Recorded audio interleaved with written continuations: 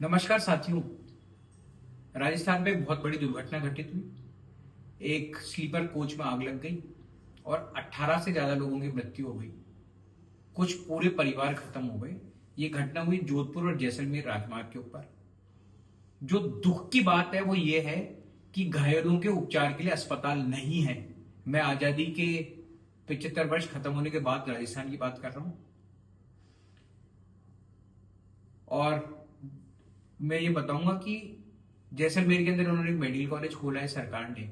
और यूं कहने को राजस्थान के अंदर 33 मेडिकल कॉलेज हैं, मगर वो मेडिकल कॉलेज सिर्फ नाम के हैं। वहां पे सिर्फ एक कमरे हैं और प्राथमिक चिकित्सा के अलावा वहां पे कोई उपचार नहीं हो पा रहा। घायलों को जोधपुर भेजा गया, कुछ को जयपुर रेफर करा गया। भगवान जाने असली में हुआ क्या, कोई नहीं जानता। पूरे के पूरे परिवार खत्म हो गए।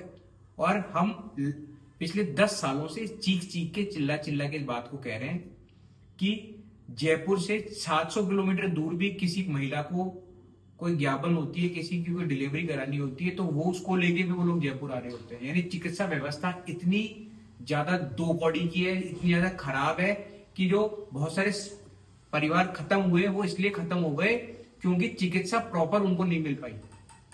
सरकार अब अपनी नाकामी छुपाने के लिए उन परिवारों को मुआवजा दे रही है। मैंने कल अखबार में पढ़ा था, एक परिवार ऐसा है जिसमें माता पिता और 3 बच्चों की मृत्यु हुई। उसको क्या मुआवजा देगी? किस पे एहसान कर रहे हो आप लोग?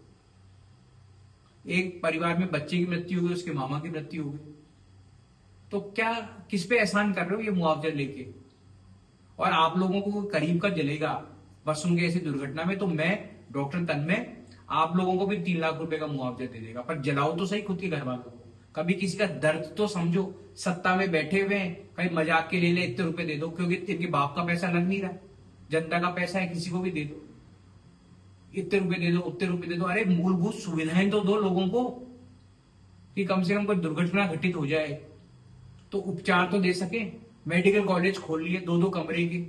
गाय भैंस का इलाज वहां पे हो नहीं सकता, पीने को पानी की व्यवस्था नहीं है, इंसान का इलाज करिए। क्या नौटंकियां लगा रखी हैं? कुछ शर्म करो, कुछ दर्द महसूस करो। भगवान के आशीर्वाद से इतने बड़े पद पे बैठे हो आप लोग, मगर आप लोग कुछ करना नहीं चाहते। बहुत दुखद और बहुत पीड़ादायक बात है। तो तुरंत चिकित्सा व्यवस्थाएं होनी चाहिए ऐसे सुदूर इलाके के अंदर। आने वाले भविष्य के अंदर कभी कोई दुर्घटना हो तो तुरंत इलाज मिल सके। धन्यवाद।